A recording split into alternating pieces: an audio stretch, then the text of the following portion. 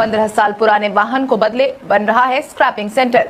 बिहार की सड़कों पर जल्द ही अब 15 साल पुराने वाहन नहीं दिखने वाले हैं, क्योंकि इन वाहनों को सड़क से हटाने के लिए बिहार सरकार ने नई स्क्रैपिंग पॉलिसी लॉन्च कर दी है। इतना ही नहीं, इस नीति के तहत ही बिहार की राजधानी पटना में 4 और बिहार के 14 स्क्रैपिंग सेंटर खोलने के लाइसेंस को दे दिया गया है। इससे अब सालों पुराने वाहन जो आज भी सड़कों की शोभा बढ़ा रहे हैं, उनको हटाने में मदद मिलने वाली है। स्क्रैपिंग यूनिट की स्थापना के बाद यूनिट में सीधे 200 लोगों को रोजगार प्राप्त होगा। लाइसेंस प्राप्त कंपनियां सेंटर स्थापित करने के लिए जगह का चुनाव करने में लगी है। स्क्रैप सेंटर स्थापना के लिए लगभग 2 से 3 करोड़ रुपए की पूंजी लगानी होगी। उद्यमियों के अनुसार अभी तक स्क्रैप सेंटर को उद्योग का दर्जा प्राप्त नहीं हो सका है। इसके कारण बैंकों से कर्ज प्राप्त करने में परेशानी होगी। यहाँ पुरानी और अनफिट गाड़ियों को लोग बेच सकेंगे। इसके बदले उपभोक्ताओं को सर्टिफिकेट दिया जाएगा, जिसके आधार पर नई गाड़ियों के रजिस्ट्रेशन में छूट दी जाएगी। कोरोना मामलों की जांच बढ़ाने का आदेश। देश भर में कोरोना के मामलों में उछाल देखने को मिल रहा है। ऐसे में बिहार में भी मिल रहे मामलों ने और एक्टिव केसेस ने सभी की परेशानी बढ़ा दी है। इसी बीच अब बिहार में कोरोना के मामलों को देखते हुए बीते दिन समीक्षा बैठक बुलाई गई, जिसके तहत ही बीते दिन स्वास्थ्य विभाग के अपर मुख्य सचिव प्रत्यय अमृत ने ये बैठक बुलाई थी। इस दौरान ही कोरोना जांच में शिथिलता लाने वाले 7 जिलों के सिविल सर्जनों को फटकार लगाई गई। साथ ही जांच की संख्या बढ़ाने की सख्त हिदायत दी गई है। समीक्षा बैठक में सारण, पूर्वी चंपारण, पश्चिमी चंपारण, मुजफ्फरपुर, भोजपुर, जमुई के साथ अररिया में भी कोरोना जांच की संख्या कम पाई गई, जबकि कटिहार, वैशाली और रोहतास में जांच की स्थिति बेहतर मिली है। हालांकि अब सभी जिलों के जांच के दायरे में बढ़ाने का आदेश जारी किया गया है। बिहार में अब अडानी और लुल्लू ग्रुप ने की इन्वेस्टमेंट की घोषणा। बिहार में उद्योग को बढ़ावा देने में बिहार की नीतीश सरकार लगी हुई है, जिसमें मंत्री शाहनवाज हुसैन की भूमिका अहम मानी जा रही है। उन्हीं की यह कोशिश है कि बिहार औद्योगिक इकाइयों की स्थापना के लिए निवेश का पसंदीदा डेस्टिनेशन बनता जा रहा है। पिछले लगभग 1 साल की बात करें तो 36,000 करोड़ का निवेश आ चुका है। सबसे खास बात यह है कि बिहार में फूड, टेक्सटाइल, पेप्सी के प्लांट, आईटीसी की नई औद्योगिक इकाइयों को लगाने का काम हो चुका है।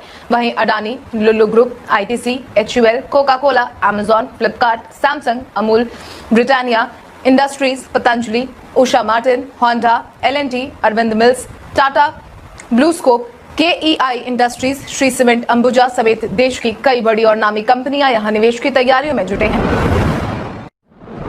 भारतीय नौसेना ने निकाली रिक्तियां। भारतीय नौसेना ने अप्रेंटिस के कुल मिलाकर 338 पदों पर आवेदन की मांग की है। इन पदों के लिए व्यापार की बात करें तो इसमें electrician, electroplater, marine engine fitter, foundry man, pattern maker, mechanic diesel, instrument mechanic, machinist, mechanic machine, tool maintenance, painter, sheet metal worker, pipe fitter, mechanic refrigerator और एसी, टेलर, गैस और electric welder, electronic mechanic, shipwright, wood fitter, mason builder, building constructor, INCTSM, shipwright, steel rigger, forger और head street है। वहीं शैक्षणिक योग्यता की बात करें तो अभ्यर्थियों के पास 10वीं पास और संबंधित ट्रेड में ITI में डिग्री होना अनिवार्य है। इच्छुक और योग्य उम्मीदवार 21 जून से 8 जुलाई 2022 तक आधिकारिक वेबसाइट indiannavy.nic.in पर जाकर आवेदन से जुड़ी सारी जानकारी ले सकते हैं। इसके साथ ही आप इन पदों से जुड़ी तमाम जानकारी के लिए नीचे डिस्क्रिप्शन बॉक्स में दिए गए URL पर भी जा सकते हैं। बिहार में इंटर में एग्रीकल्चर पढ़ने वाले छात्र भी बन सकेंगे डॉक्टर और इंजीनियर। बिहार में इंटर में अगर आप एग्रीकल्चर की पढ़ाई करते हैं तो आप भी डॉक्टर या इंजीनियर बन सकते हैं, क्योंकि बीते कुछ समय से यह देखा गया है कि बिहार में इंटर में कृषि की पढ़ाई करने वाले छात्रों की रुचि लगातार बढ़ रही है। पहले दिन से ही यहाँ सीटें फुल हो जाती हैं। इसका कारण यही है कि यहाँ पर कृषि के साथ इंटर करने वाले छात्र के लिए आगे भी कृषि की पढ़ाई करने की कोई बाध्यता नहीं है, यानी कि अब वो मेडिकल या फिर इंजीनियरिंग में भी जा सकते हैं। अगर आगे भी कृषि के साथ ही पढ़ना है तो राज्य के कॉलेजों में उनके लिए 50% सीटें आरक्षित रहती है। कृषि के विषय में पराली प्रबंधन को भी विषय के रूप में जोड़ा जाएगा। गया OTA से देश को मिले 64 सैन्य अधिकारी। देश की सेवा के लिए बिहार के कई लाल को अब अधिकारी के रूप में चुन लिया गया है।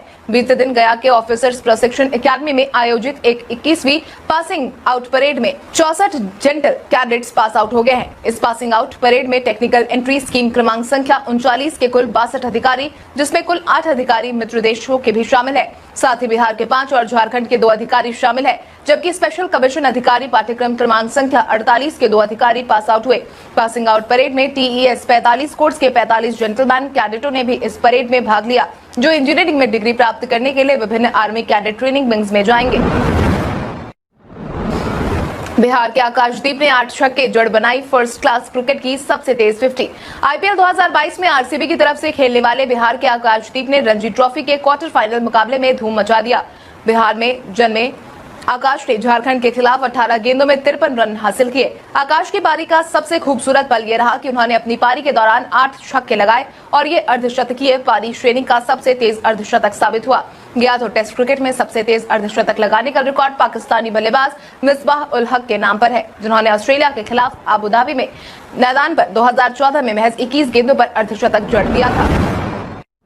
स्नातक पास छात्राओं को जल्द मिलेगी प्रोत्साहन राशि। अगर आप भी स्नातक की पढ़ाई पूरी कर चुकी हैं तो सरकार की प्रोत्साहन राशि की हकदार है, तो आपको जल्द ही यह राशि मिलने वाली है। मीडिया में चल रही खबरों के अनुसार बिहार की नीतीश सरकार जल्द ही स्नातक पास 2.25 लाख छात्राओं के बैंक खाते में प्रोत्साहन राशि भेजने जा रही है। सरकार की तरफ से इसको लेकर शिक्षा विभाग ने सभी कुलपतियों को पत्र लिख दिया है। विभाग की तरफ से जारी पत्र में छात्राओं के लंबित पड़े आवेदनों को पोर्टल पर अपलोड कराने के लिए कहा गया है। पोर्टल पर आवेदनों के सत्यापन के बाद छात्राओं के खाते में 50-50 हजार रुपए भेज दिए जाएंगे।